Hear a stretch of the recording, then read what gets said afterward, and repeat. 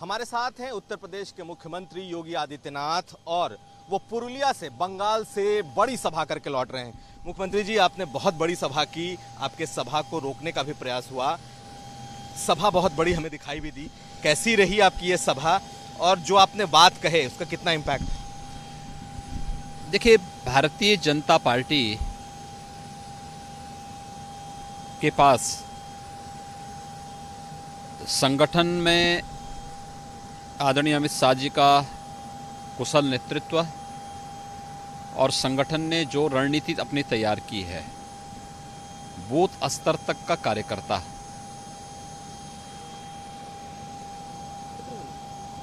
संगठन के पास होने के नाते कहीं भी कोई बड़ा कार्यक्रम ऑर्गेनाइज करने में कोई समस्या नहीं।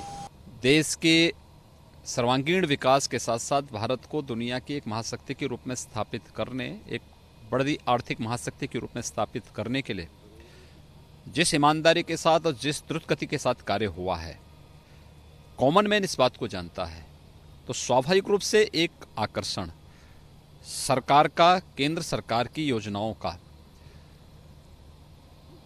ये तो भारतीय जनता पार्टी के पक्ष का कार्य है। लेकिन बंगाल के अंदर जिस निर्ममता के साथ, जिस बर्बरता के साथ सुश्री ममता बनर्जी की टीएमसी सरकार वहां पर लोकतंत्र का गला घोंट रही है, आम जन में उसके प्रति एक बेहद नफरत की सी भावना है। और मैं इस चीज को देख रहा हूं। मेरे परसों भी कार्यक्रम वहां लगे थे, उन्होंने कार्यक्रम नहीं होने दिए, हेलीकॉप्टर के लिए परमिशन नहीं दी, किसी भी प्रकार से उन्होंने कार्यक्रम को बैन करने का प्रयास किया। मुख्यमंत्री जी, आपने बहुत जोरदार हमला बोला और आपने ये कहा कि टीएमसी के गुंडे जब हमारी सरकार बनेगी तो गले में तख्तियां लेकर के घूमेंगे, जैसा उत्तर प्रदेश में सपा और बसपा के गुंडे घूम रहे हैं। किस तरीके से सियासी देखिए टीएमसी जिस घटिया स्तर की राजनीति वहां पर कर रही है, पंचायत चुनाव में 100 से ज्यादा राजनीतिक हत्याएं वहां पर हुई और दुखद है कि कहीं भी इसका संज्ञान नहीं लिया गया। योजनाओं की भेंट कैसे गुंडे चट कर जाते हैं, कैसे वहां के उद्योगों ने पलायन किया है, कैसे वहां पर अराजकता की स्थिति है। खाद्यान्न योजना का लाभ वहां गरीबों को नहीं मिलता, प्रधानमंत्री आवास योजना उन गरीबों को नहीं मिल पाता, केंद्र सरकार की कोई भी योजनाओं को ईमानदारी से उन लोगों तक पहुंचाने का कार्य नहीं होता और अपने स्तर पर सरकार के पास इतनी फुर्सत नहीं कि वहां पर वे इस कार्य को कर सके। स्वाभाविक रूप से ये पेशेवर गुंडे हैं।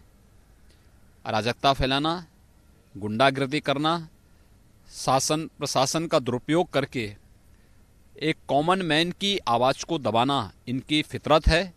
जैसे प्रदेश के अंदर सपा और बसपा के गुंडे करते थे, आज इनकी जवान को लगाम लगाया गया सुशासन के माध्यम से, विकास के माध्यम से।